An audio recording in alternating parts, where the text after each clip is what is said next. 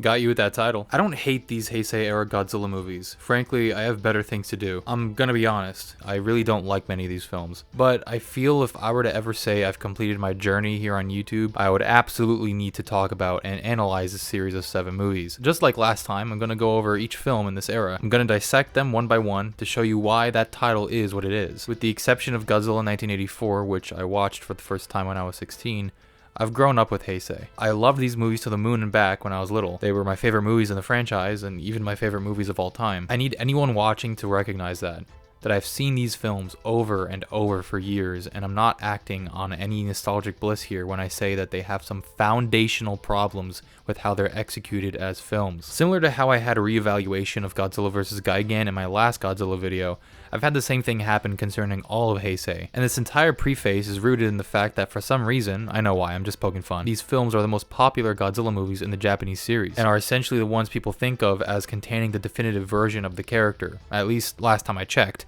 Monsterverse fans are getting up there. Now, I don't care much for bickering over characters that literally don't exist, so it's safe to say that I truly mean no harm in saying that I am not making this video to actively offend anyone watching. I'm speaking to you as a grown man who studied film all his life and even went to school for it for a little while, which means I'm looking at these movies as films first, not with the attitude of a typical Godzilla fan, but as someone who has made films himself, no matter how bad they can be. I always try to see the positive in the media I analyze, so it's not all doom and gloom, but these are the observations of a film series from someone who does not participate in fandom. If you don't like what you're about to hear, then please don't be cringe about it. Let's be adults here. Swear gun. Finally made it. Doing this for the MCs and DJs. After 30 years since 1954, Godzilla has once again awakened from slumber, in a completely different world from whence he came. The Soviet Union and the United States are still at it, but look at the shiny new things people have.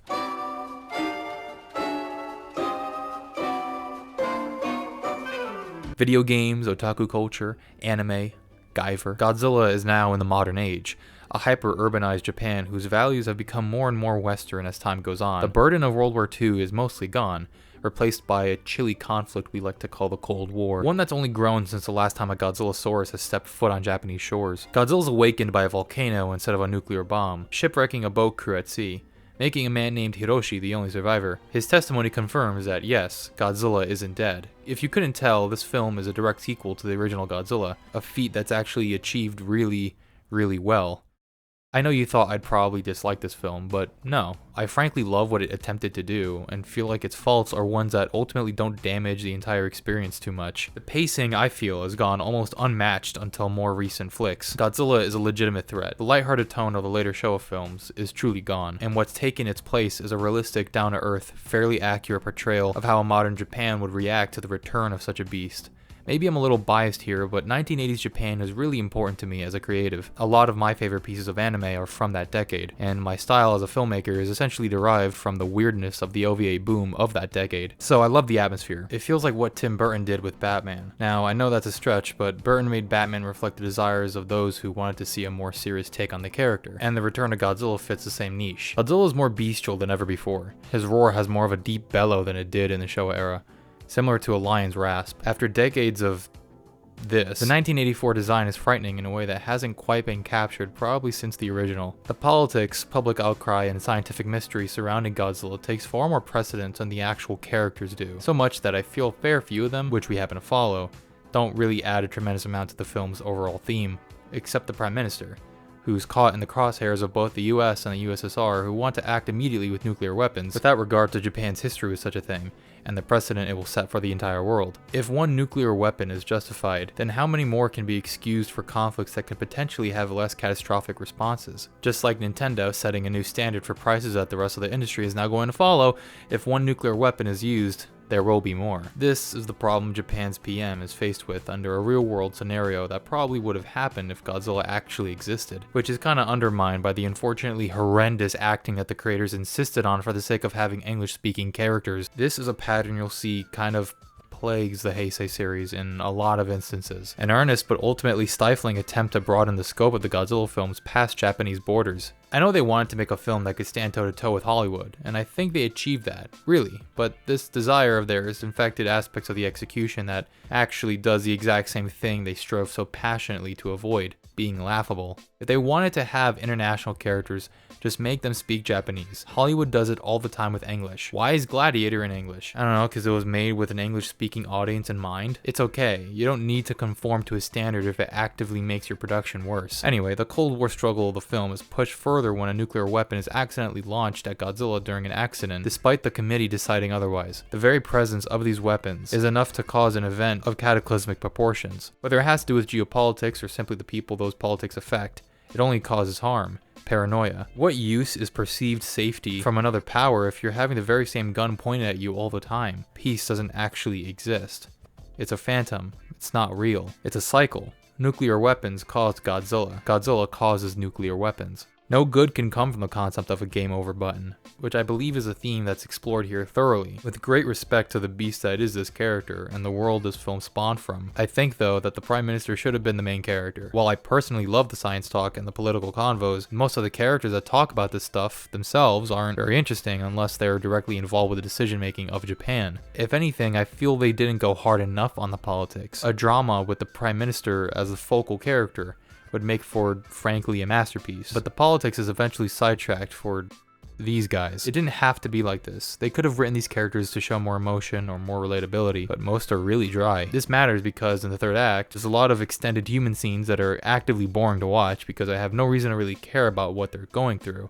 I care about the PM and the public, not really them. They're not awful, but the third act drags a lot because of this lack of real focus on a specific character. A trend that, while somewhat tolerable here, is actually one of the main detriments of these 7 movies as a whole. The third act lacks the speed or climactic pace it needs because the political themes aren't at the forefront at this point of the film. It just becomes a race to stop Godzilla. The dark lighting and well-framed cinematography from Kazutami Hara elevates the movie to something truly beautiful to marvel at. Koji Hashimoto did an excellent job directing despite these problems. With this direction, Godzilla is able to be taken seriously. Its sets and special effects are the most impressive from this era of the character. The deep red color attributed to this film's third act and advertising shows a story well worth the effort of at least checking out. A hellish apocalypse drained through the rampage of the scariest creature man has ever given birth to. This film represents a zeitgeist that I'm personally in love with, a culture and its fears that are unique only to itself and the people who live there.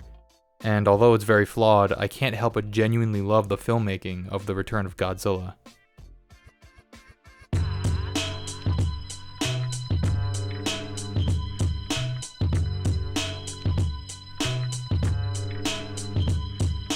I used to like this film a lot. I'm gonna be transparent. By the third act, I was swamped. I felt the problems from The Return of Godzilla only multiplied. After the Godzilla attack of 1984, the remnants of Godzilla's body, called G-cells, are actively fought over in the worldwide genetics industry. His heightened regenerative powers within his very DNA can essentially create miracle drugs, or in this film's case, a plant that can grow in the desert. Dr. Shiragami is a scientist working on such a thing, until one day his daughter is killed in an accident, and her soul is transferred to a rose, which is not explicitly communicated to us very well. Just dolly into the rose while it's in center frame, man. Like, it's... In an experiment revolving around creating a bacteria that can eat radiation using G-cells, Dr. Shiragami merges Godzilla cells into the rose Erica is in, and eventually sprouts out Biollante, the single most creative and interesting monster in the Godzilla series. I really mean that. When I think of the pantheon of Godzilla monsters I think represent the character's world, she's at the top of that list. She's up there with the big 5 in my opinion. If I were to pick one monster to represent the absolute best this era had to offer in terms of originality, it would be her. A giant botanical freak who resembles Godzilla's form, somehow even more distorted than it already is. She shares his dorsal plates and his reptilian maw, but on a body 2 times his size, with tentacles and a fully exposed beating heart. The truest definition of a movie monster.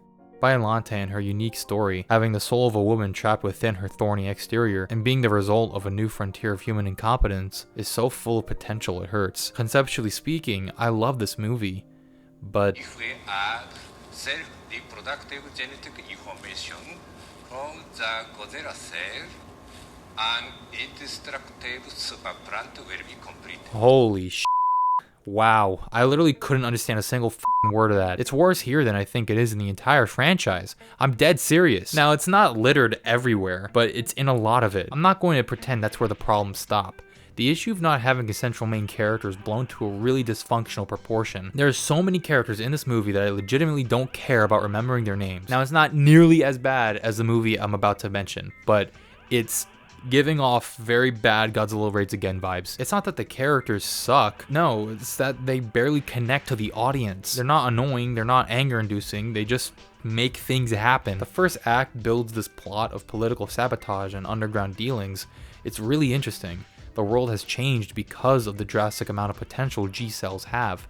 But I don't feel there is an emotional core to any of these characters besides Dr. Shirogami. He should have been the main character of the script given his tragic past and his desire to revive his daughter, but he's not. He's one in a cavalcade of other people that this movie does nothing to try and grow an emotional link to between the screen and the audience. The people with psychedelic abilities are just introduced like it's totally normal. This isn't the Showa era anymore. If you're making a sequel to a very serious and grounded film and you want to introduce a more fantastical element to the world, you need to develop it naturally. Miki and her powers somehow just exist in this film all of a sudden. We know nothing about her other than the fact that she's good with PSI, or whatever the they call it. The show that's kind of mean. Oh, the show films kept things simple. The plots weren't complex so that they could work with what they got in the character department, giving ample time to develop whatever themes they wanted. Yes, there were lots of ensemble casts in the Showa series, but in most of those cases, the characters within the ensemble were given distinct personalities. Personalities that the audience had an easier time getting to know. It wasn't much, but they were well constructed casts for what they were. These people, I don't freaking care. I love the concept of Biollante, but this plot essentially stops once Biollante is destroyed pretty easily, like an hour in or something. The thematic core, the non-stop and endless greed of humanity now using Godzilla and his genetics to yet again create more terror amongst the populace, is utterly moot by the third act. The rest of the movie, after Biollante dies for the first time, just becomes a themeless trek to stop Godzilla from destroying Japan. Yes, the greed that sparked the terror attack that woke up Godzilla can be seen as the film connecting the human folly with the monster, saying, yes, the problems humans have created are the reason why Godzilla is rampaging, but it's not capitalized on at all. The plot and its themes aren't developed and explored enough. The characters aren't interesting, and the one character that should have carried the entire film is barely even in it. The ending is just a regurgitation of hollow statements that have a thin connection with the rest of the film. It's vague, and feels like a haphazard attempt to wrap up the themes of the movie that ultimately weren't explored in any way that engages the audience. When you are not emotionally invested in what's happening on screen, aka no main character, whatever is happening in the plot does not matter. By the time Godzilla killed Gondo, I was just thinking, what the hell does this have to do with the themes? It's just action for the sake of action. I don't hate this film. There's a lot of amazing special effects that frankly take my breath away. The actual best part of this film is the monster scenes. They're executed with probably some of the best choreography of the Heisei era. But if by the halfway mark I'm having trouble giving a shit about anything that's going on, something is wrong. The reason I'm being so harsh on this film is because of the precedent the last film set forward. The Showa films were connected, yes, but they didn't care that much about continuity. Each film was essentially a completely different vision. By the time King Kong vs. Godzilla came out, it was evidently clear that each movie would be pretty different from each other. But if we are going to leave behind the whimsy of the Showa era, its carefree attitude, and replace that whimsy with a realistic and truly believable tone with a set-in-stone timeline of thematic, atmospheric, and emotional consistency, which is clearly their intention, then you have to tune the attributes accordingly. If you want deeper exploration of themes and characters, you need to explore them. If you want to focus on something, focus on it. Godzilla vs. Biollante is lacking the scope and magnification of its themes, something that Return of Godzilla actively tried to push. It wasn't perfect, but it did its job well. Godzilla vs. Biollante is a film that is bursting through the seams with potential, and it hurts to say I found that it disappointed on almost all fronts. Its efforts are admirable, but they ultimately bore me. I'm sorry, it's just how I feel. It starts off promising but doesn't deliver on its prospects. When you set up the first hour full of thematic grandiosity and end up just delivering slow-paced, thematically bankrupt action sequences by the second half, it stings. Despite this, I still love this movie. Yes, I think there is so much imagery, so many ideas that would, just like the Return of Godzilla, make a freaking masterpiece. Truly, I mean that. To capitalize on it though, that is what I'm asking for.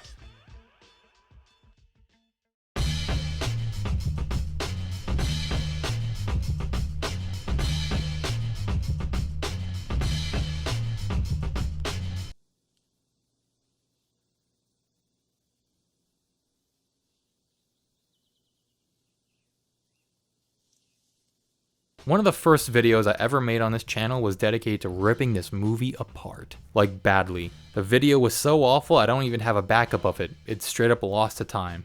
You're welcome. I hated this movie. I think it was because of how popular it was. Godzilla vs. King Ghidorah has garnered a group of fans that believe it's an example of the best the franchise has to offer. And I believed that when I was a kid, but utterly detested it when I became a teenager. I thought I was being edgy by sticking it to the man. Yeah, that'll show him. Look how shitty this film is that no one cares about except me. But now things are different. I've had a bit of a nuanced experience when it comes to my love for film. And the more I watch media, the more I recognize that viewing all media within the lens of a singular mold, i.e. attempting to be the next Evangelion, is really lame. Like I said in my last Goji vid about versus Gigan and versus Megalon, we should judge a film's quality by whether or not it achieved what it set out to achieve.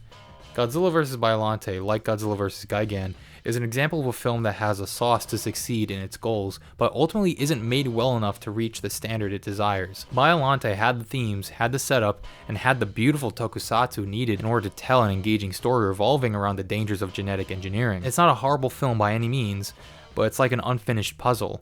Some parts are pretty solid, while the other half is a jumbled mess with no form. The pieces are still there, but they're organized in a way where the film's themes and messages in its totality aren't able to bloom in the way the movie clearly wants them to. Godzilla vs. King Ghidorah has the opposite problem, where it actually succeeds at what it's supposed to be, but fundamentally stumbles on the nitty-gritty of the script so badly that I was surprised I didn't have the same disdain for it I had when I was a teenager. Godzilla vs. King Ghidorah's story is quite well known, but for the sake of consistency, I'll give you a rundown of its happenings. A UFO is seen flying across Japan, and it's revealed that the pilots of this vehicle are actually residents from the 23rd century, brought back in time to 1992 Japan. These Futurians plan to rid Godzilla from history, protecting Japan from a future calamity caused by the beast. A writer named Kenichiro and one Professor Mizaki travel to 1944 Lagos Island and encounter a Godzillasaurus that's said to be what would eventually mutate into Godzilla. The Godzillasaurus had helped the Imperial Japanese soldiers making their last stand against the Americans, but was wounded in battle. The Futurians take advantage and transport the dinosaur to the ocean, where it likely won't get mutated at all, therefore erasing Godzilla from history. When they return to their own time, they realize that Godzilla has now been replaced by King Ghidorah, the result of the merging of 3 Dorats placed on Lagos in secret. They're like flying cats or something. I don't know. Turns out the Futurians planned this all along, and now want to use Ghidorah to destroy modern Japan, all so that Japan doesn't become the superpower it evolves into in 200 years. Godzilla is somehow alive all along, comes ashore, beats the shit out of Ghidorah, and goes on a rampage through the country. Ghidorah is then brought back as a cyborg and takes out Godzilla for good, until he's again reawakened. This movie's plot is thick, with a capital T. I'll talk about what is actually good here first. The pacing is fast and deliberate. Unlike the somewhat lethargic pacing of Godzilla vs. Biollante's last half, right from the beginning, the speed of the developments in the film's plot show a genuine excitement to tell its story that frankly wasn't there last time. It doesn't waste time, it doesn't care much for a lot of philosophical banter. Personally, I like philosophical banter, but the clear-cut goal within Godzilla vs. King Ghidorah is to: Number 1, give Godzilla a concrete origin. Number 2, tell a sci-fi plot that expresses how Godzilla is both Japan's greatest asset and its greatest threat. And number 3, entertain the out of your audience. And I'll say right now, Godzilla vs. King Ghidorah succeeds at all these goals, some more than others, but still, its accolades are reached. The central cast of characters has a lot more spunk than Godzilla vs. Biollante had. Godzilla vs. Biollante's characters were mature adults, but ones that didn't really have much to actually say, nor did they have many interesting quirks to create a connection between the film's themes and the audience's retention. Kenichiro is a young, curious fellow that I think is a cute protagonist. Miki is, well, she's the Godzilla girl. Mizaki is Ichinose from Terror of Mechagodzilla, but the standout character, I believe, is Mr. Shindo, one of the very soldiers on Lagos that the Godzillasaurus protected. Shindo is a successful businessman who's taken the sacrifice of that Godzillasaurus to heart, building a better Japan with the life that dinosaur protected. Shindo acknowledges that Godzilla was probably just protecting his territory, helping the Japanese by proxy, but he still sees Godzilla as a savior.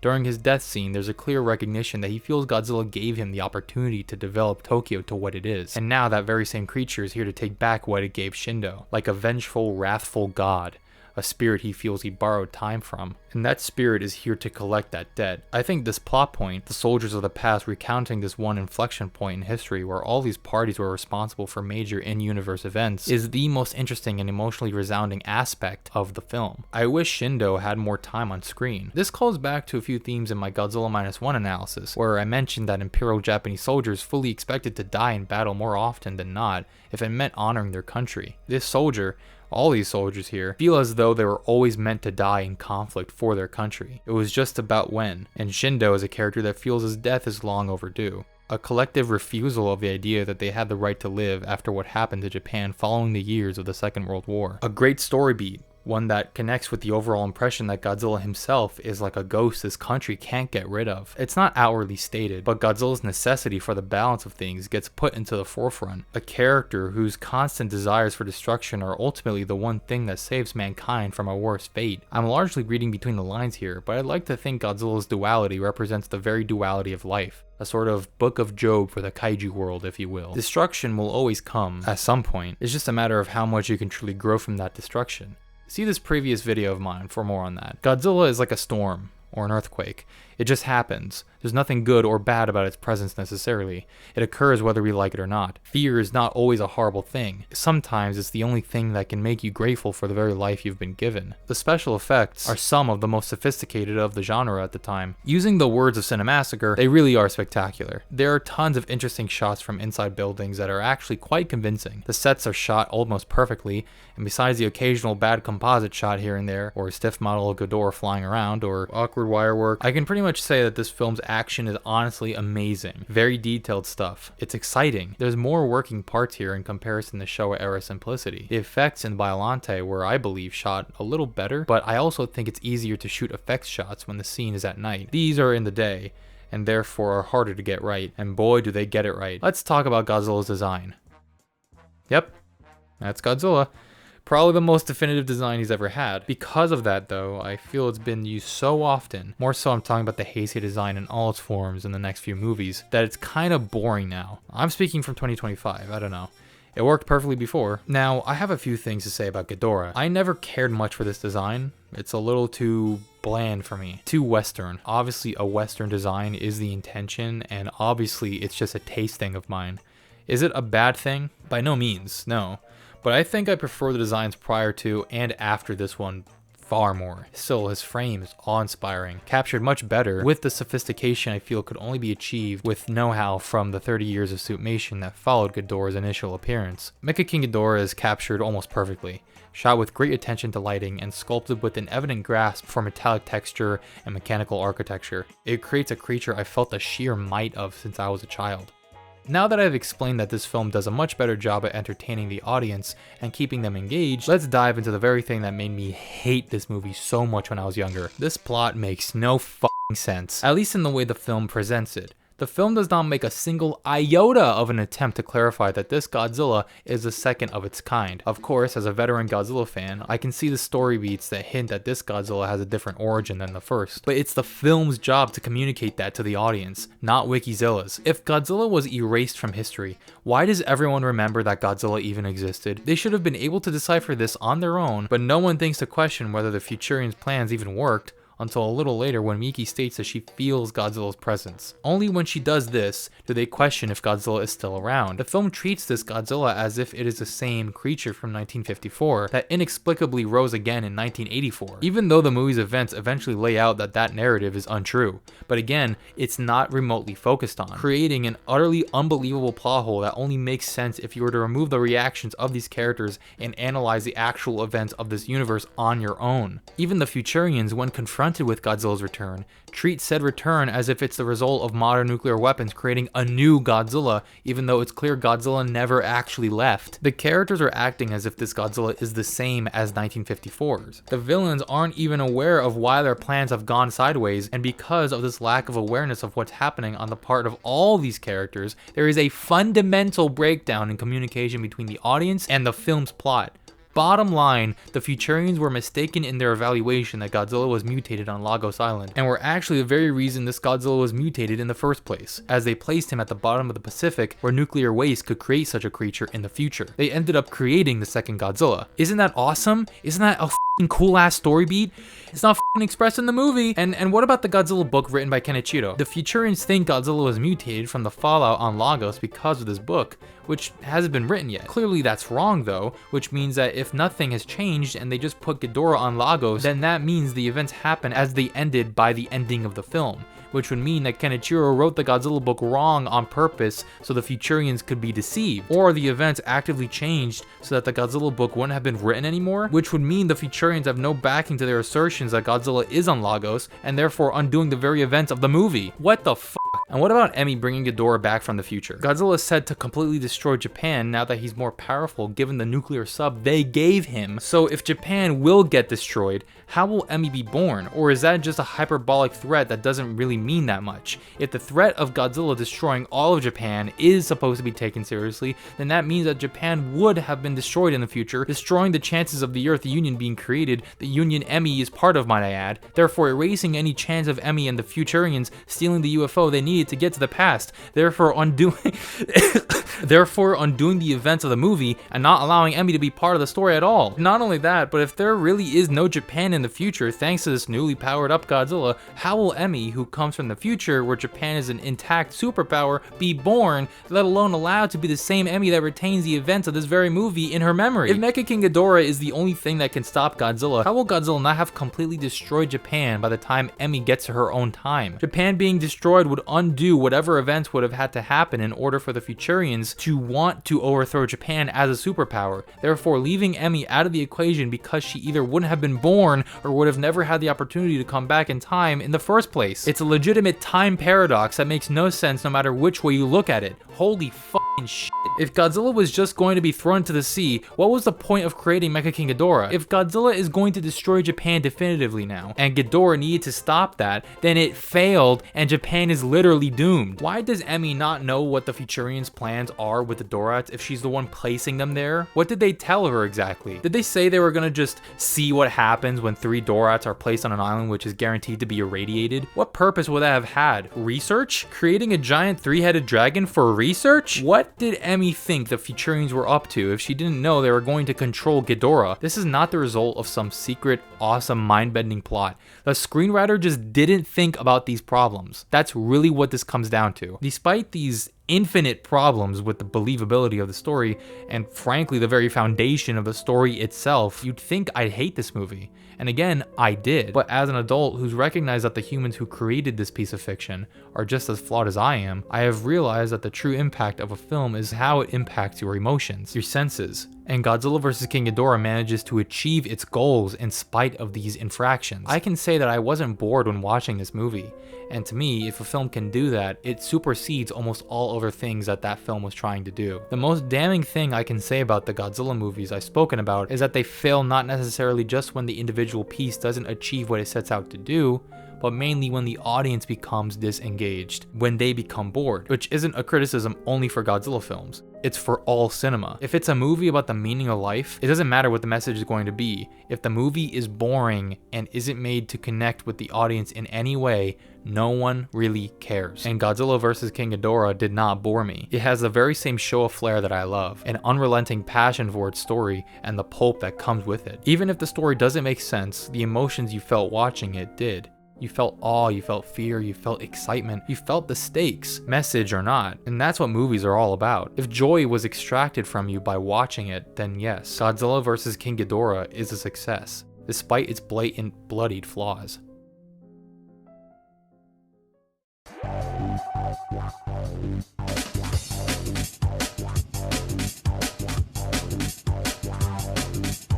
An ancient battle between the ancient moth goddess Mothra and the black moth Batra suddenly gets reignited when a meteor crashes into the ocean. Batra was created by the Earth to stop ancient humans from changing the climate, but went a little too haywire and decided mankind itself wasn't worth keeping alive to begin with. Mothra was the only one to put a stop to it. With Batra finally awake again, and Godzilla pissed off as usual, the evil moth continues its original mission to wipe out humanity, with Godzilla popping up once in a while. He's really just caught in the middle of a fight that doesn't concern him. The humans are this guy, this woman. Is anyone watching this video right now going to tell me you'd actually remember? These guys clearly had fun making this film. So let's truly observe what Godzilla vs. Mothra is attempting to do. The story is much much simpler than the last films, as it really seems to use foundational elements of Mothra vs. Godzilla story to make for a sort of reimagining of it. The same plot with a greedy businessman and his attempts to make money off of Mothra and the Shobijin. In this film, they're called the Cosmos. Cool. I will say that despite my rather harsh comment about the cast I said before, I actually quite enjoyed their company. I believe a divorced couple trying to get along again in an extraordinary situation is quite an interesting archetype to base some human conflict off of, and it works. For maybe the first half. I checked the time when adult Mothra was just hatching out of her cocoon, and I saw that there were still 33 minutes left of the movie, and that's my issue with Godzilla vs. Mothra. An issue that has grown and grown to a point where I feel it's completely unavoidable now. An issue with pacing and frankly what to do with the characters / storyline and themes once we get to the third act is something that began in Godzilla 1984, but seemed to corrode the script of Godzilla vs. Biollante, and now the script of Godzilla vs. Mothra. With Biollante, again, you could assume that they just fucked up and made unfortunately nearsighted decisions with the film's story, or rather how it was executed. But with Godzilla vs. Mothra, it hasn't gone away. The themes in this film about climate change and mankind not respecting the earth are more simplistic than they ever were in Mothra vs. Godzilla from 1964. The film starts out as a somewhat competent adventure movie, if not average, but doesn't actually introduce new elements to its message that meaningfully involve Godzilla into the plot or make us feel there's an inherent thematic meaning to what's happening. Okay, fine, you know, it's clear that this movie is supposed to be a little more kid-friendly than the last one, with its imperial Japanese sentiment and whatnot. So with that in mind, I have no issue believing kids ate this shit up. I did. I know that for a fact. But there's something insidious about this movie that wasn't necessarily present in the trilogy that precedes it. No, I'm not talking about how this movie is somehow evil or something. I'm talking about no focus. I guarantee the filmmakers had no intention of slacking off or making a bad product. No filmmaker would want to do that. But when I say these films are beginning to actively show a lack of focus, I really mean it. As you've noticed, there's a legitimate pattern we're seeing when it comes to these stories at their core. The first half is interesting and has some amount of interesting buildup, but then the middle act seems to lose focus on the themes the story is trying to explore for the sake of action sequences, ultimately coalescing into an extended half hour or more of monsters / military scenes with no relation really to the human characters that built the story up until now, and no real care to bring the film's messages to the forefront of the action taking place. Godzilla vs. Mothra is the beginning of this series of films completely relying on that formula. Heisei Godzilla affirmatively functions the same exact way from 1992 to 1995. And its intentions are extremely apparent in this. The monsters utterly take over the story to the point where there's literally no depth to what's happening in the third act. Ironic, I know, for a series known for being fairly uncomplicated. During the main conflict of the story, the characters either sit watching from a singular building doing f***ing nothing, or are in one f***ing conference room reacting half-heartedly to destruction happening miles from them.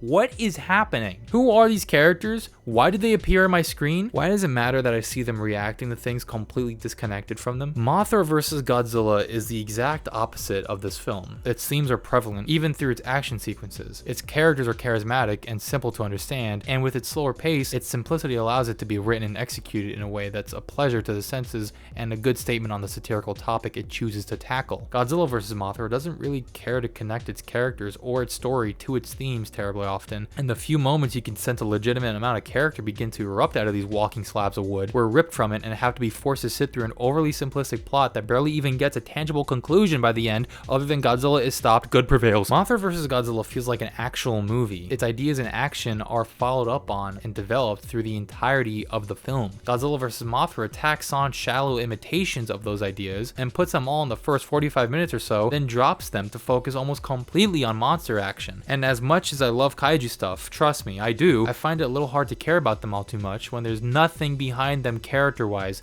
theme-wise, or emotionality-wise. This movie does not appeal to the senses as well as Godzilla vs. King Ghidorah does, nor does it really try to tell a story it has confidence in following through with. It doesn't really care. So what's the trade-off? Do we get a good amount of kaiju carnage? Well, yeah, I'd say so. The battle at sea with Mothra and then Batra is an outstanding set piece that I enjoyed every last minute of. The lighting is convincing, the miniatures are detailed, and I felt the weight of the special effects. You can't tell me these sequences don't look beautiful. The same thing can be said about almost every other effects sequence in the movie. But on the other hand, the main problem I have with the special effects sequences is that half the time they're shot with blatant wide shots or flat out no imagination. What scale could you garner from this huge shot with the entire set in it while Kenpachiro Setsuma just walks on stage? And yes, I'm using the actor's name because it's shots like this that fail to convince me that this is anything but Ken walking into frame. Why is this sequence being shot like I'm an omnipresent child playing with my toys? There's no use of low angles, different lenses, not that many close-ups. It's just flat out wide shots and that's it. This is present throughout a lot of special effects shots in general. Not all of them, but a lot.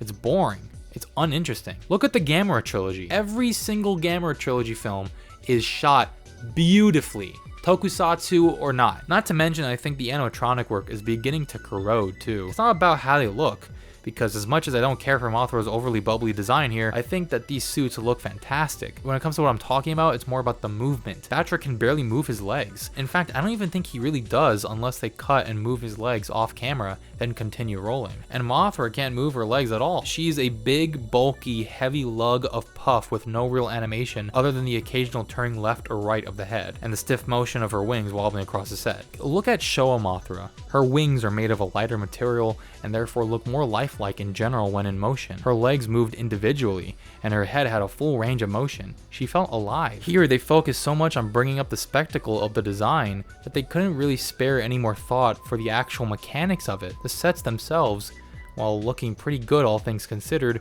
aren't shot with any sort of grandiosity or attention to perspective. It's just suitmation for the sake of being suitmation. No thought whatsoever to how we should make these characters look like they did in the last entry, or the last 3 entries. Maybe this is predicated on the fact that Godzilla vs. Mothra came out only a year after Ghidorah did, and they simply had no time to give it that much thought. Either way, yes, I was entertained by the action. I enjoyed that like a kid on Christmas. I love Batra's design too. A very striking and original idea that still feels familiar despite its hardcore gothic exterior. But I think we deserve better than this. An average, almost mediocre film that entertains in spurts but really has nothing to offer other than the occasional wholesome moment. It's unfocused and frankly lazy. The Showa series, even in its hard lack of funding, hardly fell to the standard of lacking enthusiasm for its own stories. Only maybe Raids Again or Gigan did this. Even Destroy All Monsters, with its frankly arduous nature, made sure to stay consistent. This movie wants to be a Godzilla movie, but forgets that good Godzilla movies have meaning behind the action. It knows that people are mainly here for the monsters, and therefore feels it's doing its job by providing only that, forgetting about the themes that it tried to introduce in the first half, and also forgetting that there's more to making a memorable movie, let alone a memorable Godzilla movie. This trend won't disappear. Not for a while. I don't hate this movie. I never could. I still love it, and it meant a lot to me. All these did. But again, it's just how I feel. You can love something and still admit it's not very well made. Hi, I didn't see you there. It's me, the person who's behind the video. Just reading a little bit of a Godzilla vs. Biollante manga. And one little tidbit I'd like to share with you guys was that the deleted scenes from the film are actually canon within the manga. When Godzilla beats the shit out of Biollante here, she transforms and turns into these this field of flowers. Just like that one deleted scene where he's just placidly walking away like nothing ever happened. Oh my god! Okay, the scene where Biollante chomps down on Godzilla and then like turns into a spirit. Look at that. She chomps down, becomes a little rose, and she transforms back into Erica. So if you like that, and Godzilla as a whole, anime, sci-fi, what have you, subscribe, you know, leave a like, comment if you will. It really helps out the channel, and I'm really grateful for any sort of interaction I have with you guys. It really helps with the algorithm, really helps me push my content out. If you like this video so far, I guarantee you, you're probably gonna like a lot of my other content. Or if you don't, you know, that's fine. That's cool too.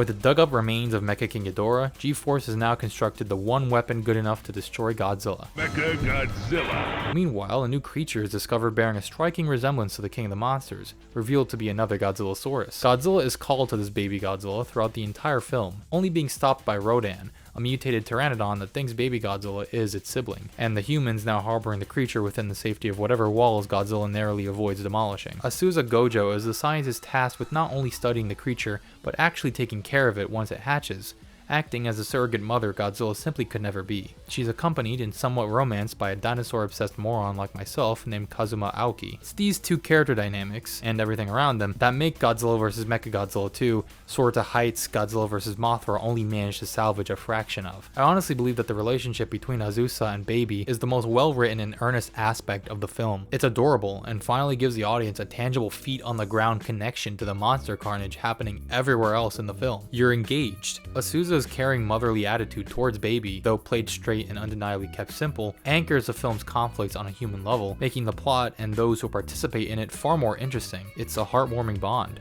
One that reminds me of the book I'm writing at the moment. Kazuma the Pteranodon nerd is a fun character too, an eccentric that kinda doesn't know how to take his job seriously. Godzilla vs. Mechagodzilla 2 is not concerned with any philosophical exploration. Instead, it focuses on a tightly written story that's merit is rooted in solid and enjoyable characters and the very cut and clear plot. Destroy Godzilla with Mechagodzilla. It's well paced, it's focused on people actively involved with the monster carnage, and it also indulges in that monster carnage. Yes, I still believe they're shot rather uninterestingly, but the actual sequences are bursting with a sort of childlike regard for pure fantasy that hasn't reached its climax probably until now. This movie isn't afraid to admit that it's just trying to be a fun action flick. Because it's being honest with itself, and by extension the audience, I had no real problem sitting back and enjoying the ride. There weren't any blatant issues that plagued the movie for me. Mechagodzilla and the operation that surrounds him is sound and pretty believable, but that's only because there's an effort made to make the humans much more charismatic and simply more interesting to watch, to an extent.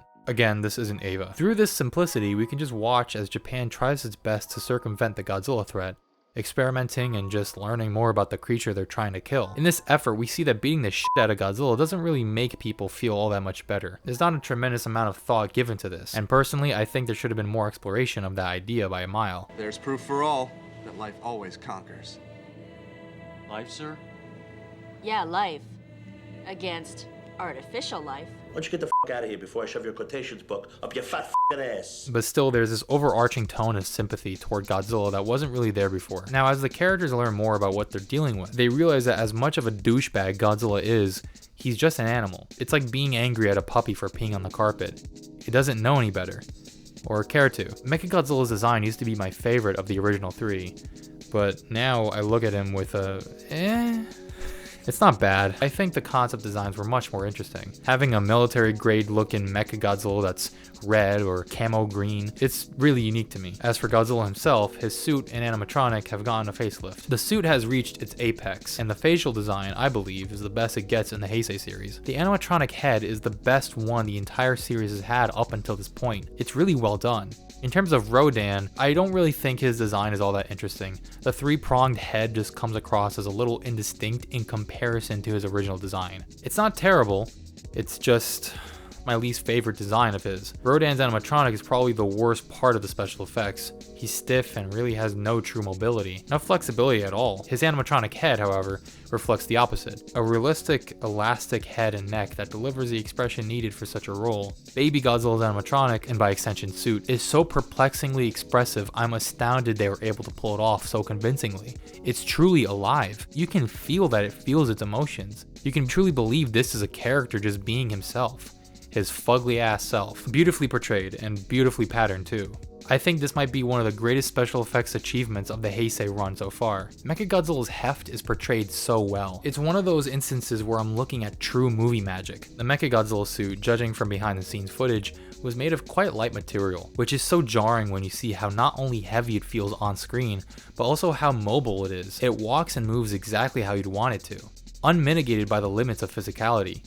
Of course, like I said before, not all the special effects are convincing.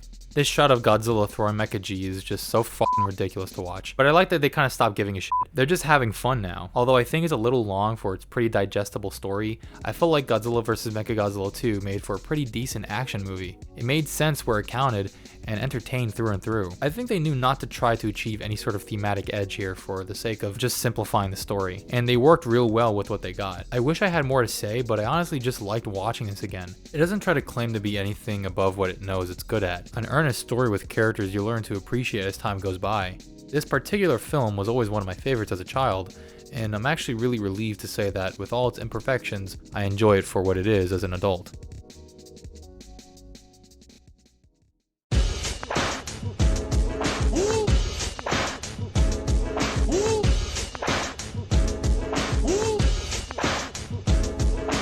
Godzilla vs. SpaceGodzilla. Okay, let's dunk into the vat. I'm ready. The few Godzilla cells that flew up into space via the corpse of Biollante, or the remnants of his DNA on Mothra, have mutated into a giant space alien called SpaceGodzilla. SpaceGodzilla comes to Earth to assert his dominance on it and kill Godzilla. Why? I don't know. He kidnaps little Godzilla, the now grown baby from the last film. Because he's an asshole. Meanwhile, the humans on ground level try to find a way to control Godzilla instead of killing him. The whole plan goes wrong, which furthers plans to actually kill the beast instead, which of course don't go as planned. All these feral desires of the main characters need to be put aside so that the greater good can be served, destroying the evil SpaceGodzilla. Wilma, I'm home! Like Ghidorah, let's start with the good stuff. SpaceGodzilla, and the now redesigned Mothra from the 1956 film The Mysterians. SpaceGodzilla's dorsal fins being a real favorite design trait of mine. They don't even look like the crystals he produces. They look like polygonal, more exotic geological extract, if you will, or like polygons in a 5th gen game. His skin, or rather the tightly wrung musculature of the creature, well distinguishes him from his earthly counterpart. Of course, this design is a reworked Super Godzilla from the game of the same name, but I find this dark blue, intelligent fortress holder takes that design and makes it a lot more interesting. The shoulder crystals are just such a unique aspect of the design. SpaceGodzilla is one of the coolest characters in the Godzilla franchise. One that I really wish was in a better film. Always been one of my favorites. Mothra is probably one of the most iconic redesigns of a character before Sonic Adventure. Of course, no one really gives a shit about Mothra unless you're a G fan, so this is more of a big fish in a small pond deal. The locations they chose for the film I think are quite beautiful. They're wonderfully shot and give the movie a bright, nourished atmosphere.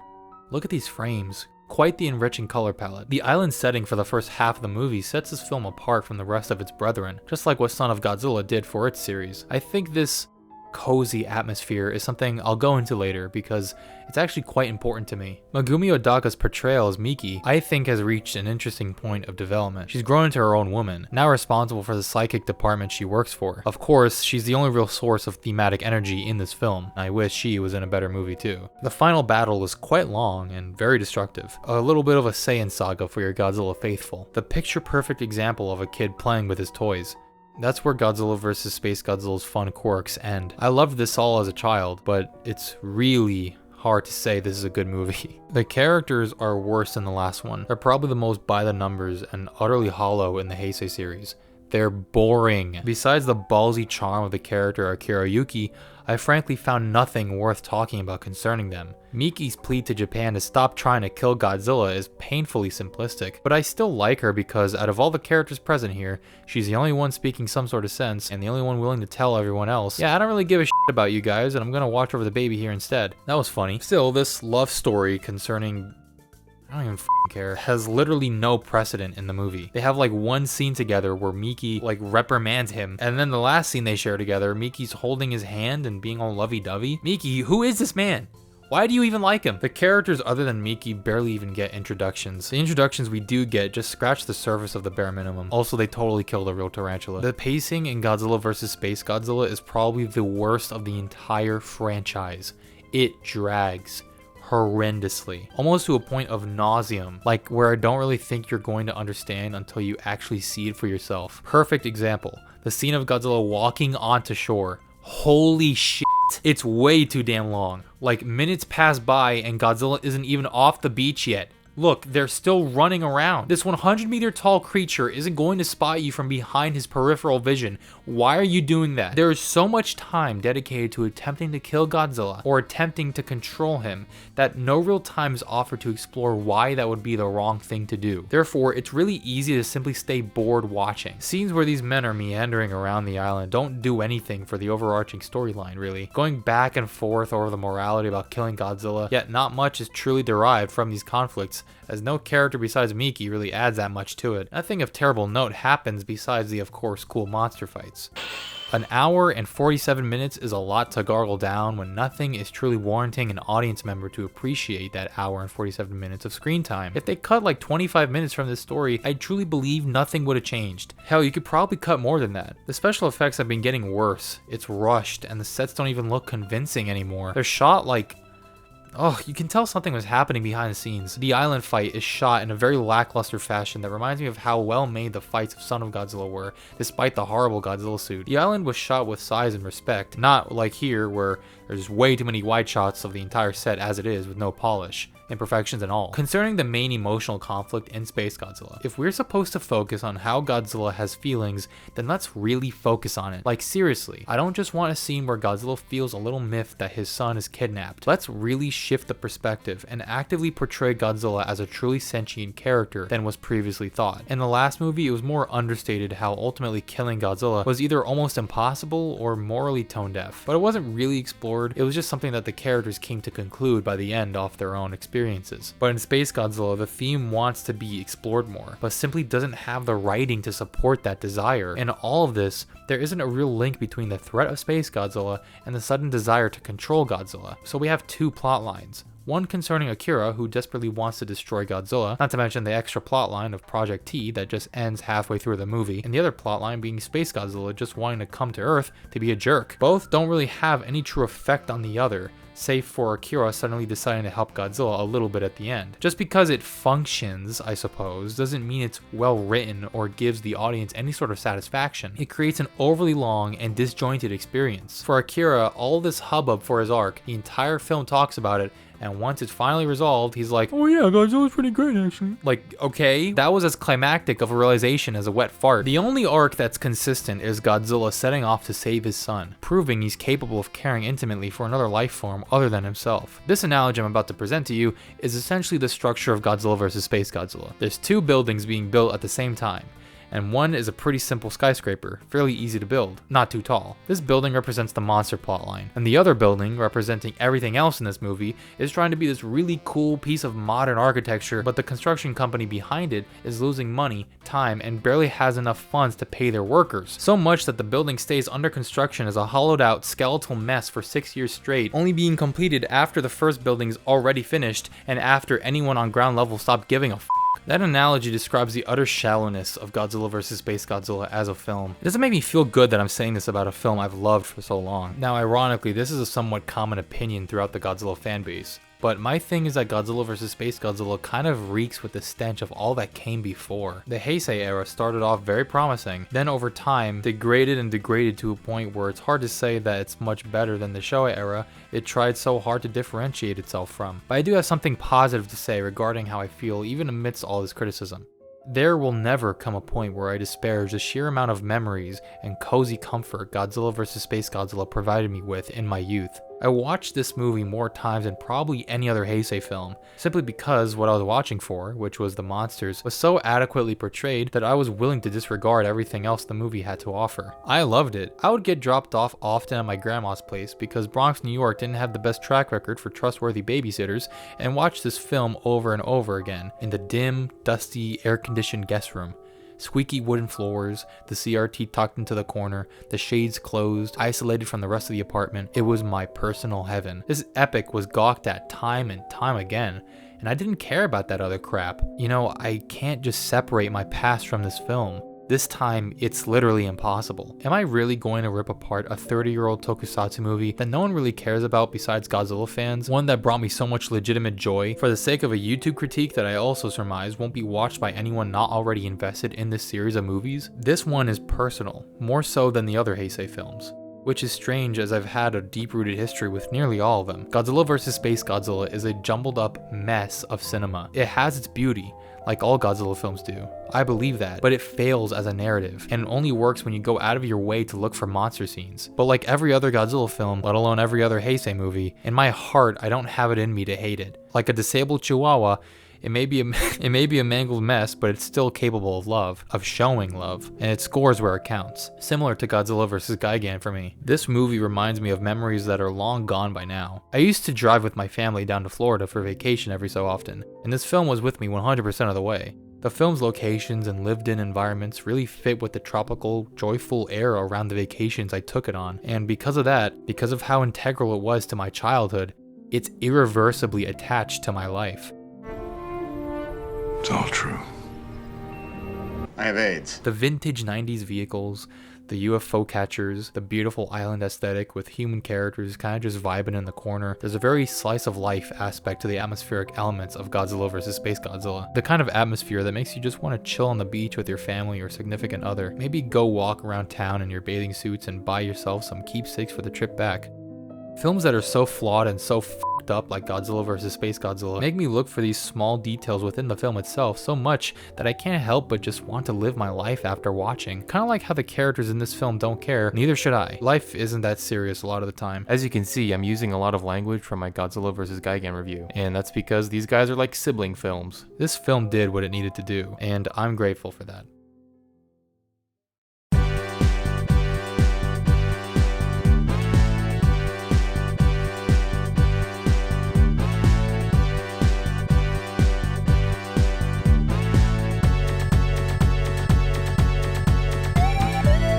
Last stretch, boys. Godzilla vs. Destoroyah is a monster movie. Godzilla's heart is discovered to be a nuclear reactor and is melting down. The threat of an explosion from this meltdown is so catastrophic that Godzilla could not only destroy Japan, but the entire planet at large if he's not taken care of. Meanwhile, a scientist by the name of Dr. Ijun has rediscovered the miracles of microoxygen. The same microoxygen Dr. Serizawa killed himself trying to hide from society. Dr. Ijun aims to use these new discoveries for the betterment of humanity, but in his attempts to study it, the doctor discovers there's actually a Precambrian creature that mutated because of the first use of microoxygen in 1954. The same use that killed the first Godzilla. This monster named Destoroyah, or Destoroyah, I suppose. I've personally never said Destoroyah. I've always said Destoroyah because I'm a f***ing American. Destoroyah! Destoroyah rapidly evolves faster and faster, growing into human-sized crustaceans, capable of infiltrating buildings from the inside. They can combine into a singular organism across lots of interesting forms until finally culminating in its final form, a monstrously designed animal, dripped in the pop of blood red highlights and gory exoskeletal armor, a masterwork of intimidation. Destoroyah's design is complemented by his sheer frame, a massive monster only really rivaled by King Ghidorah or Biollante from a few movies ago. Destoroyah's presence and Godzilla's imminent meltdown push the humans to use both monsters to put each other down. Destoroyah could neutralize Godzilla's body, possibly killing him in the process, and Godzilla, like always, can just beat the shit out of the other party and all's well it ends well. Godzilla Jr. is here too. He dies. And so does Godzilla. Two scenes that I feel are representative of how beautiful this franchise can be when it really wants to. Godzilla Jr.'s death still hurts to watch, as right before it, Godzilla and Jr. are reuniting after who knows how long. His piercing scream as he falls into the building does a great job accentuating the scene's frightful, gasp-worthy nature. This is echoed in Godzilla's death scene, where other sound effects are silenced except for one. With Jr., it was his yell, but with Godzilla, it's just this haunting soundtrack. I'm going to choose not to comment on it as I feel it's redundant. It's a much better idea for you to go take a listen for yourself. It goes up there with the rest of Akira Ifukube's discography. I haven't mentioned these few tidbits until now, but let's discuss them real quick. The soundtracks for the Heisei Godzilla series are the most consistently outstanding aspect of this series of films. Whether it's Reijiro Kuroku, Koichi Sugiyama, or Akira Ifukube himself, all of these soundtracks deserve awards. Before I get into the nitty-gritty, I'd like to also mention that the actor for Godzilla, Kenpachiro Satsuma, has delivered all the way up until Destoroyah a threatening veracity to Godzilla that wasn't quite there in the Showa era. Heisei Godzilla is like an angry bear, swiping and clawing at the air, walking menacingly like he belongs where he steps. Satsuma gave Godzilla an almighty quality that could only be replicated from here on. Back to the movie at hand, Godzilla vs. Destoroyah does a great job getting straight to the point. Any philosophical talk about the oxygen destroyer is kept to a steady median, one that thankfully does get transferred over into the very fiber of the monster action. The question of whether to use another oxygen destroyer is plainly answered by the evolution of a creature made by the original. Destoroyah's presence is a good vessel to use for the resolution of this film's thematic conflicts. In this case, it's similar to Godzilla vs. Mechagodzilla II in that it tells its own story well, making sure to keep it pretty simple for the sake of the vision. It's clear that action was the point of Mechagodzilla II, and with Destoroyah that's also the case, but with a little more focus on Godzilla's history. Luckily, whatever higher messages Godzilla vs. Destoroyah is attempting to tackle is handled with more focus than some of its predecessors. I believe Godzilla vs. Destoroyah is where the filmmakers got some of their mojo back. The scene of the soldiers infiltrating the building full of Destoroyahs had some great and creative camera work I know this series is capable of. Having monsters directly interact with the humans really makes the story so much more believable. It's so much more dynamic than what we've gotten for the last few movies, and therefore can keep an audience's attention no problem. Special effects are tended to for the most part. You know, you guys can run. However, I'd be dishonest if I said these characters really mean a damn. They're lucky they're at the service of the monster plot entirely, so they're regulated to expository dialogue most of the time. It does hurt to see Miki witness Junior die though. Megumi Odaka deserved to be the main lead of the series. It's too bad we focus on so many other bullshit protagonists throughout the era. Now, while I really dislike that so much of the human scenes yet again take place in this godforsaken fucking military bunker with this guy's dry as dust stare just glaring into the camera all the goddamn time, I'm willing to let it slide, because I think its pacing improved so much from the last one, and the script knows what the audience wants. Like Godzilla vs. King Ghidorah, this film has only a few goals. 1. Give Godzilla a climactic finale. 2. Connect it with the original 1954 film. 3. Kick ass. I think as a monster movie whose goal is to entertain and thrill, Godzilla vs. Destoroyah succeeds more than it fumbles. It does accomplish those goals quite well, even though there's a lot of bullshit that I've spoken about permeating in the last entries of the series. Do I wish some of the themes were pushed harder? Yes. Do I wish the characters were interesting past the first act? Yeah, this has been a problem and a half for so much of this series of movies that I'm frankly tired of talking about it. But because it succeeds at the goals it sets out to achieve, I ultimately can't give it too much crap. Godzilla vs. Destoroyah feels like it's so disheveled from the years of bad writing from these movies that it says it and tries its hardest to pull through and be as entertaining as possible, while still under its afflictions. Like it knows how rough it's been for a while and is trying to make up for it. Given this fairly simple story, I never cared that much for Destoroyah when I was little. He wasn't really as cool as Monster X was, for instance, another monster made for a Godzilla finale. Hi Emiko. Destoroyah is a very flawed but well done movie that does manage to put a cozy and fitting bow on a series that, as you've heard by now, already had a multitude of highs and lows. Luckily, we've left off with a high. The Showa Godzilla series is one that, flaws and all, has only really enriched my palette for storytelling simply because almost each movie attempted to be its own creative vision. Each entry had its own set of problems, but the teams on each film, I felt, did a fantastic job at keeping things simple, being resourceful, and retaining their audience's attention as the blockbusters they were all supposed to be. If you go back to my Showa Godzilla analyses, you can tell that the style and rigor of the filmmaking of those films greatly inspired me to follow my own creative journey, and that this sentiment was shared with every era of Godzilla. But now that I've gone over one of the most important periods of Godzilla's history, one that you can still hear the echoes of 30 years later, I can really dissect what I truly meant by that. The 7 films in the Heisei era, maybe not consecutively, but overall, were the most consistently financially successful films the Godzilla series had seen on the Japanese side of things. These movies made money, so as you can imagine, its influence was almost just as palpable as the era that came before, especially when it came to merchandise. There was a lot of merchandise. Would you be interested in a Godzilla CD rack? Or maybe some Godzilla beanbags? Perhaps you'd enjoy a Godzilla lamp. Oh, looky here. Maybe a Godzilla and Mothra pull-string cord will quench your kaiju thirst. What about some vinyl figures? We have this 1984 rendition of the character from the Godzilla collection, of course. Or would you prefer the Toho Kaiju series? They're essentially the same. You sure you don't want your SpaceGodzilla plushie?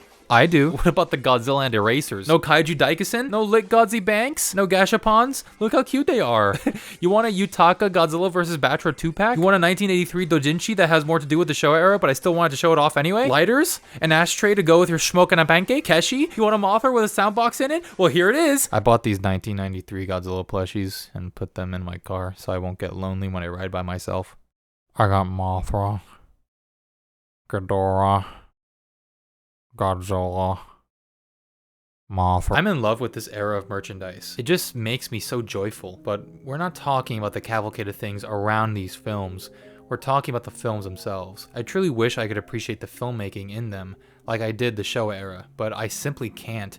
I can't look past it. The Heisei era strived to elevate Godzilla into a serious, more adult-oriented intellectual property, which is what it originally was from the beginning. They had 30 years worth of Godzilla movies to work off of. They weren't pioneers this time. They knew what worked and what didn't. But I don't believe Toho and its directors truly took advantage of that. When I said I saw infinity within the simplicity of Showa, I meant it. But Heisei isn't simple because it attempted to be. It wanted to be complex, interesting, riddled with historical and social commentary, and it reached for that excellence, that layered three-dimensional storytelling we all desire from sci-fi fantasy, but got cold feet and chose to corrode itself almost to a point where it's laughable to pretend it's any better than the 15 movies that came before it. Its simplicity is because of horribly inconsistent, lazy writing. All the resources possible, much more sophisticated tokusatsu filmmaking, and they still couldn't manage to make a tonally consistent, thematically rich, and emotionally resonant story with most of these projects. Now, I've said I liked some of these movies, like unironically, but not without almost an equal list of grievances attributed to each. Godzilla 1984 is a very well-made introduction to a wider world of political conflict. Godzilla vs. Biollante wants to be philosophically complex, but doesn't know how to actualize its potential. Versus King Ghidorah's plot and writing is so insanely up that its sheer entertainment value is what saves it, and Godzilla vs. Mothra to Godzilla vs. Destoroyah feels like the same movie 4 times in a row, with the exception of Mechagodzilla II. I'm as surprised as you are. Mothra, SpaceGodzilla, and Destoroyah are unfortunately so painfully average and downright boring that it's insane to me that these were revered for so long. If you've ever handled a large-scale creative project before, Heisei can be described as being super passionate when you first start, then realizing you don't have the balls to give it your all by the halfway point, so you just half-ass it until the final steps are afoot, where you're able to muster up a little bit of whatever energy you had left and decide to end it all off with a half-sedated hip hip hooray on the last day of principal photography. That's the entire Heisei Godzilla series in a nutshell. You two sons of are going to college. It is a Halloween bag of candy, equally full of rocks as it is those sweet blue raspberry dum-dums. Heisei Godzilla feels like a stereotype of Godzilla movies. Boring, nothing characters written completely and utterly around the monster drama, with vague themes used as a hollow excuse to see mindless destruction, instead of monsters being written to accentuate and represent the human struggles on the ground level. It really depends on the individual movie, but largely the best Godzilla films are ones that have amazing monster action, not just because it's well choreographed, but also because it's supported by a well-structured story that uses the monsters as extensions of the themes and conflicts the film is trying to explore. If the story is written around only the monsters because they're monsters, then own it and make a good story on its own that doesn't attempt to express anything terribly deep, which is what Godzilla vs. Mechagodzilla II did, and I loved it, but they wanted to have their cake and eat it too, weaving allegories into the storytelling but never choosing to develop those allegories with the appropriate gravity they deserved. If you guys disagree, I swear I wish I was you. I really do, but I'm really not impressed with these movies. They're not as inventive or interesting on a filmmaking perspective as its predecessors, they're not remotely as well made as everything that came after, both technically speaking and story-wise, and I find them utterly lacking in any real energy, save for the actual subject matter they were mostly concerned with portraying anyway. What was once really promising in 1984, and some of Biollante, was gone by 1995. However, years of growing into my own man have taught me something very valuable that I'd like to share with you. I think if you were to gain anything from this long video, I want it to be this. It truly is okay for you not to be into something that you were into when you were a child. You don't have to have malice or hatred towards what ultimately was meant to spread joy to its viewers. None of these movies were made for you to hate them. None of these movies were made with the intention of you feeling angry after watching them. They were made so children could sit in awe at their heroes save the world time and time again. They were made so the parents of those children could have a nice nostalgia trip full of reminders of how great those monsters they grew up with truly were. Look at what Heisei Godzilla has done. It introduced an entire generation of people to the king of the monsters, gave us countless beautifully designed kaiju, both new and old, and by extension introduced tons of iconic characters through those designs. It spread so much joy, so much happiness with its intended audience. And why was that? Because the scenes that were focused on were brimming with pulp, thrills, excitement, and a childlike sense of wonder that even the Showa series didn't have sometimes. This willingness to just go crazy, just go all out, explode and destroy as many detailed skyscraper models as possible, bash your props together without a care in the world, blow up your puppets, throw them across the stage, make them walk, make them talk, Make them breathe. I love it. The animatronics are alive despite their shortcomings. These characters are alive. Godzilla is alive in these movies. His enemies are. His allies are too. When Heisei commits to doing what it does best, delivering the largest fights the King of the Monsters has ever faced, it does it with the energy and excitement for its subject matter only captured elsewhere by a child. Not an Oscar-winning filmmaker, not a friggin' committee of screenwriters. No. A child. A child who doesn't care about the whims of a dumbass critic, only that it brings joy to him or her. While Heisei is simplistic, derivative, and bloated with monster scenes devoid of human drama, it's also simplistic, derivative, and bloated with monster scenes devoid of human drama. It delivers something old, something new, something borrowed, and something blue. How could a child not find that entertaining? And how could I say that with such confidence? Because I was one of them. There comes a point in everyone's life when they have to realize that there is a place for art that doesn't really want to be art. At a certain point, seeing these films for what they may have originally intended to be at first, and not for what they ultimately chose to be, doesn't get you anywhere, but makes you see how much of a sourpuss you are. It's okay to find joy in something that's a little messy, a little unpolished. I love Sonic Adventure. That's where comfort comes in. Similar to how I felt about Godzilla vs. SpaceGodzilla, the Heisei Godzilla movies were there for me. I can recall being the only Godzilla fan I knew. Never being able to express what you love isn't a pretty feeling, but I dealt with it. Because no one really understood my love for this character or this genre, these movies, especially the Heisei set of films, became uniquely personal to me in a way no other piece of media had besides Jurassic Park. It felt like it was mine, truly mine to enjoy. A pleasure reserved for me and only me. So when you kind of don't have that many people to talk to, who's there? Well, besides my close family, Godzilla was. This version of the character was. And I don't recall the big lug ever complaining about it on screen. The awesome thing about this franchise is that it's really popular, but when you look at the fan base of this stuff, you come to realize that while a lot of people gawk at the new things, the second you talk about the Japanese series, people are like, I don't understand what you be saying. In my experience, I don't think there will ever come a point where Godzilla isn't niche. And in that way, it will always have this cozy familiarity attached to it. No one but us, Godzilla fans, will ever love it as much as we do. It's not me gatekeeping, I'm just being honest. It's so hard, so strange to admit to, I don't know how many people are going to actually watch this, how much the Heisei Godzilla series still means to me, even through everything I've said here today. This extends to all of Godzilla, but Heisei is unique as I recall watching these the most in my wonder years. I may have seen the Showa series first, and enjoyed it as much as I did, but Heisei was the era that I watched the most. Nothing will ever be able to topple the memories of sliding these discs into my grandma's DVD player and watching away like the rest of the world didn't exist. The joy, the loving pulp, the childhood these movies gave me will probably be with me for the rest of my life. They inspired me, they moved me, and even if I might not have the same opinion about their cinematic quality anymore, they can still provide me with that joy if I just watch them the way they should be watched. Not mindlessly, but joyfully, with placidity, just like I did when I was its target audience. I can watch these movies and get transported to a mindset that sometimes I feel had more wisdom than I do now. An unabashed lineup of pure comfort for the mind. I don't love Heisei for the same reasons I do Showa. For me, Showa reminds me of how beautiful the craft of storytelling really is. But Heisei, on the other hand, represents the utter childlike whimsy you can still attain when you choose to just have fun. Fun. Shouldn't that be enough? I earnestly challenge you all to ask yourselves that. And it's okay to be honest. Are you having fun? If your answer is no, put on a Heisei Godzilla movie, and maybe it could remind you of what you might be lacking. At the risk of sounding cheesy, maybe all you need is an uncalloused heart.